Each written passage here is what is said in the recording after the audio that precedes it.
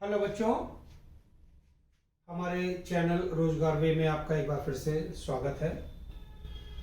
आज हम बात करेंगे बेसिक अकाउंटिंग टर्मिनोलॉजी और उसकी डेफिनेशन के बारे में। Basic accounting terminology and definition and accounting का मतलब कि जितने सारे वर्ड हमारे अकाउंटिंग वर्ड में यूज होते हैं उसमें से कुछ खास टॉपिक हम आपसे डिस्कस कर रहे हैं। अगर आपको कोई भी टॉपिक एक्स्ट्रा जो हमने डिस्कस नहीं किया और आपको इसके मायने नहीं पता होंगे तो आप बिल्कुल कमेंट बॉक्स में आप हमसे पूछ सकते हैं। जैसे हम बात करेंगे entity, events, capital, purchase, assets, revenue, ये सब क्या होते हैं, इसके मतलब क्या है, क्योंकि जब भी आप तुम अकाउंटिंग वर्ड यूज करोगे उसके मतलब समझोगे तभी अकाउंटिंग के टर्म समझ पाओगे।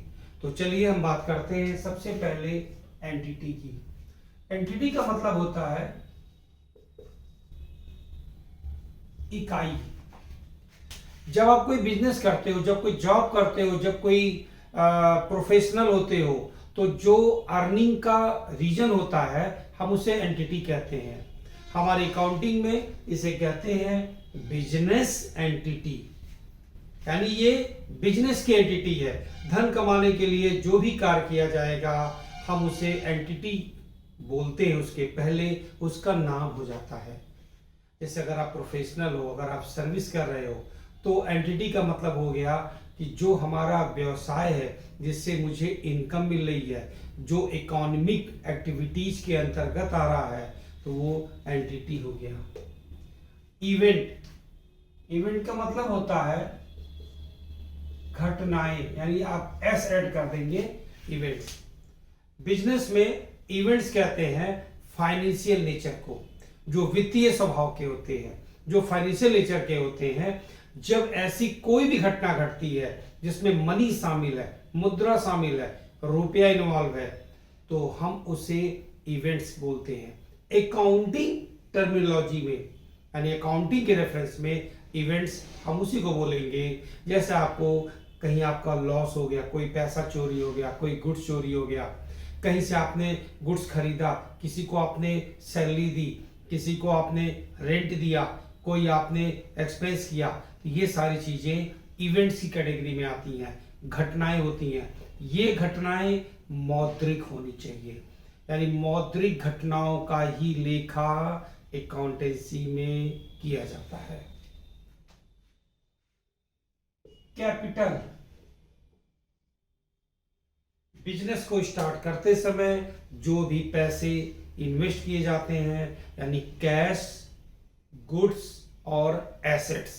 जैसे सपोज करो तुम कपड़े की दुकान खोल रहे हो, तो अगर तुम कपड़े की दुकान खोल रहे हो तो कपड़े की दुकान में तुमने फर्नीचर लगाया, तुमने शोकेस बनवाया, तुमने शोरूम बनवाया, फिर तुमने कपड़े रेडीमेड खरीदे और अपनी शॉप में रखे, तो जो कपड़े खरीदे वो स्टॉक हो गया, जो फर्नीचर, रैक, शोरूम, शोकेस बनवाए वो सब तुम्हारे फर्नीचर हो गए, जो तुमने एसी लगवाया, जनरेटर लगवाया वो सब एसेट्स हो गए, और जो तुमने कैश भी उसमें लगाया, बैंक में जमा कर लिया कि जब हम बिजनेस का ट्रांजैक्शन करेंगे तो मुझे पैसे की जरूरत होगी, तो कैश हो गया। तो कोई भी कैश, गुड्स, एसेट्स जब बिजनेस को स्टार्ट करते समय इन्वेस्ट किया जाता है, कैपिटल होता है। परचेज का मतलब होता है क्रय। हम लोग परचेज को आम बोलचाल की भाषा में बोलते हैं परचेजिंग करने गए, लेकिन बिजनेस के रेफरेंस में परचेज का मतलब होता है कि तुम जिस आइटम का ट्रेडिंग करते हो, यानी कि जिसका क्रय विक्रय करते हो, जिस चीज की तुमने दुकान खोल रखी है, उस वस्तु को खरीदना परचेज कहलाता है। जैसे तुम्हारी कपड़े की दुकान है तो कपड़ा खरीदोगे तभी बेचोगे कस्टमर को, तो कपड़ा परचेज हो गया, यानी कि गुड्स हो गया। तुम्हारी जनरेटर की दुकान है, तुमने जनरेटर खरीदा तो जनरेटर खरीदोगे तभी बेचोगे, तो जनरेटर वहां पर परचेज हो जाएगा। तुम्हारी दवा की दुकान है, तुमने दवा खरीदी तब तुमको बेचना है, तो जो मेडिसिन है वो परचेज हो गया। यानी कि परचेज किसी सामान का नाम नहीं है।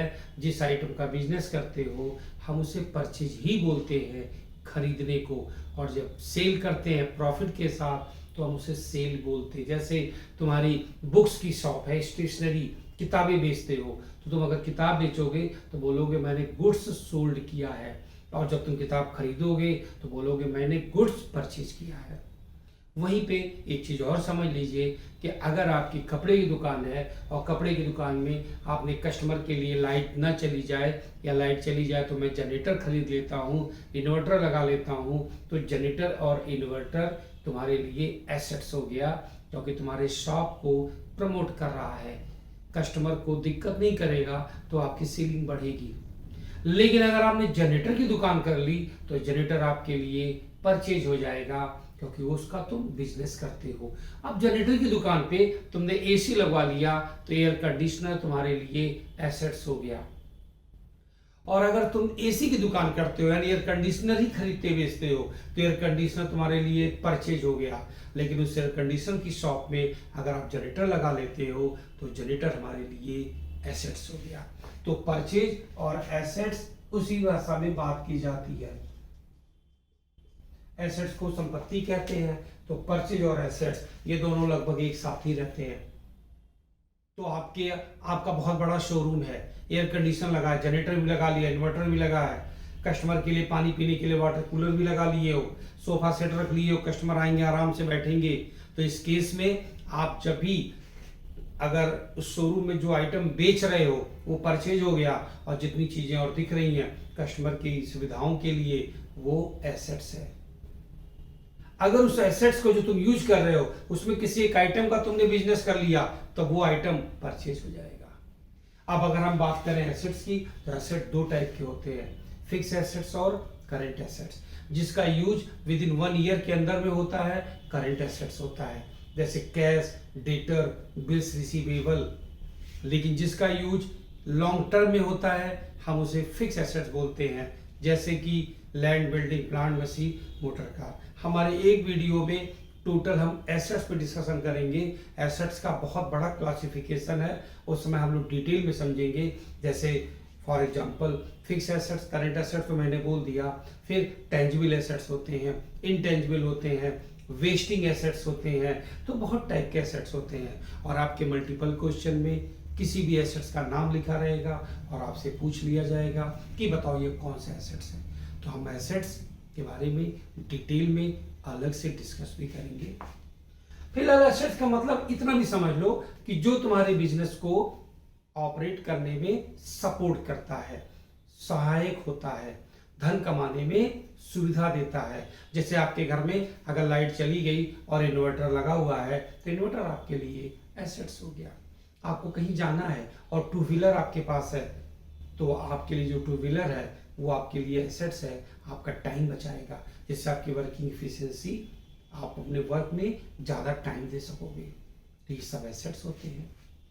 रेवेन्यू, रेवेन्यू को हम लोग कहते हैं आय,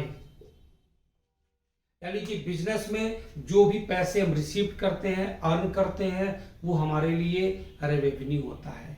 अगर हम बिल्डिंग को बेच के पैसा लिए तो कैपिटल रेवेन्यू बोलेंगे, किसी फिक्स एसेट्स को बेच के पैसा लिए तो कैपिटल रेवेन्यू बोलेंगे। लेकिन अगर मान लीजिए कि मैंने गुड्स सोल्ड कर दिया और हमें उससे पैसा मिला तो ये एक नॉर्मल रेवेन्यू की कैटेगरी में आता है। तो रेवेन्यू का मतलब होता है प्राप्ति, जो पैसा हाथ में हमारे आता है।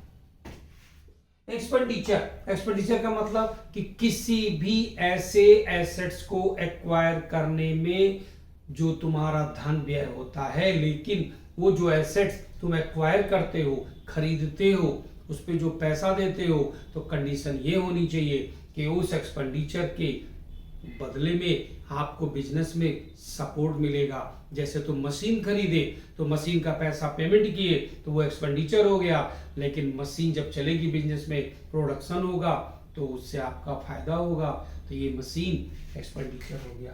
यानी एक्सपेंडिचर को हम खर्च कहते हैं, एक्सपेंस खर्च कहते हैं, लेकिन कंडीशन ये है कि आप उसको एसेट्स के लिए खरीदे हो, बिजनेस के प्रमोशन के लिए खरीदे हो, तब वो एक्सपेंडिचर हो गया। कैप एक्सपेंडिचर में दो बातें होती हैं, रेवेन्यू एक्सपेंडिचर और कैपिटल एक्सपेंडिचर। यानी अगर तुम जिस आइटम का बिजनेस करते हो और अगर उसे तुम परचेज करते हो तो एक्सपेंडिचर का मतलब जब एक्सपेंस करोगे तो वो रेवेन्यू एक्सपेंडिचर हो जाएगा, क्योंकि रेवेन्यू का मतलब होता है रेगुलर रिकरिंग टाइम, यानी again and again and again. लेकिन वहीं पर अगर वो एक्सपेंडिचर किसी फिक्स एसेट्स को खरीदने में खर्च करते हो तो वो आपके लिए कैपिटल एक्सपेंडिचर हो जाएगा। तो एक्सपेंडिचर टू टाइप्स हो गए, रेवेन्यू एक्सपेंडिचर और कैपिटल एक्सपेंडिचर। वाउचर, जब भी तुम दुकान पे सामान खरीदते हो तो आपको कैश मेमो मिलता है, लेकिन कैश मेमो के पहले वो आदमी जो अपने रिकॉर्ड में लिखता है हम उसे वाउचर कहते हैं, क्योंकि वाउचर के सपोर्ट से ही जर्नल में एंट्री होती है जो हमारी प्राइमरी बुक कही जाती है। तो जर्नल, फिर लेजर, फिर ट्रायल बैलेंस और फिर फाइनल अकाउंट यानी कि बैलेंस शीट। तो जो आप रिकॉर्ड करते हो सबसे पहले जो एविडेंस होता है वो वाउचर होता है। वाउचर सबसे मेन इक्विपमेंट कह सकते हो, सबसे मेन ऑथेंटिक रिकॉर्ड होता है जिसके सपोर्ट से बिजनेस में सारे ट्रांजैक्शंस रिकॉर्ड होते हैं। इन्वेंट्री या स्टॉक, जो गुड्स आपके शॉप में अनसोल्ड पड़ा है, अभी बिकना है, कस्टमर आएगा तब बिकेगा और दुकान में रखा हुआ है, गोडाउन में रखा हुआ है, हम उसे इन्वेंट्री या स्टॉक कहते हैं। इन्वेंट्री अमेरिकन वर्ड है और स्टॉक ब्रिटिश या इंडियन वर्ड है। हम आपको बताएंगे लेक्चर में कि हमारी जो अकाउंटिंग है दो तरीके से होती है, एक अमेरिकन अकाउंटिंग होती है, एक ब्रिटिश अकाउंटिंग होती है। ये पूरे वर्ल्ड की बात हो रही है, लेकिन धीरे धीरे जो अमेरिकन अकाउंटिंग है उसके जो रूल्स रेगुलेशन है वो वास्तव में रियल में अब हमारे वहाँ फॉलो होते जा रहे हैं। लेकिन फिलहाल इन्वेंट्री या स्टॉक यानी कि जो गुड्स अनसोल्ड अभी बिका नहीं है, कस्टमर के लिए रखा है। डिस्काउंट, डिस्काउंट का मतलब छूट होता है, लेकिन हमारे वहाँ दो तरह के डिस्काउंट बोले जाते हैं, एक ट्रेड डिस्काउंट और एक कैश डिस्काउंट। ट्रेड डिस्काउंट का मतलब होता है कि जब सामान को खरीदने या बेचने के लिए डिस्काउंट दिया जाता है। जैसे आपने 1000 रुपये का सामान लिया, 20% ऑफर हो गया, यानी दुकानों पे जैसे सेल लगी रहती है, हम उसे ट्रेड डिस्काउंट कहते हैं।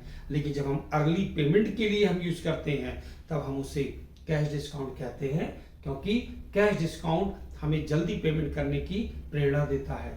तो हमको अगर किसी से पैसे पाने हैं और मैंने कहा कि फला तारीख को अगर आपने मेरा पेमेंट कर दिया तो मैं आपको 2% डिस्काउंट दूंगा, तो अगर हमें उससे 1 लाख का पेमेंट लेना है और मैंने 2% 2000 रुपये छोड़ दिए, 98,000 रुपीज़ ले लिए, तो मुझे पैसे जल्दी मिल गए तो मैंने डिस्काउंट दे दिया। तो पेमेंट के लिए यूज होता है तो कैश डिस्काउंट, और परचेज और सेल के लिए होता है तो ट्रेड डिस्काउंट। ये हमारे कुछ टर्मिनोलॉजी थे जो अकाउंट्स में यूज होते हैं। और भी वर्ड हैं, बहुत सारे हैं, लेकिन जो स्पेशल आपके पिछले एग्जामिनेशंस में पूछे गए हैं वो यही सारे वर्ड ज़्यादा यूज हुए हैं और इन्हीं के बारे में पूछा गया है। हम आपको जब मल्टीपल क्वेश्चन देंगे तो उसमें जो भी क्वेश्चन एग्जाम में पूछे गए रहे होंगे और जो क्वेश्चन हम आपको अलग से कुछ समझ के सही होंगे वो भी हम आपको बताएंगे। जो इम्पोर्टेंट या एक पॉसिबिलिटी या रियल में लगेंगे, इससे नॉलेज बढ़ सकता है, वो भी देंगे। हम सबके बारे में डिस्कस करेंगे।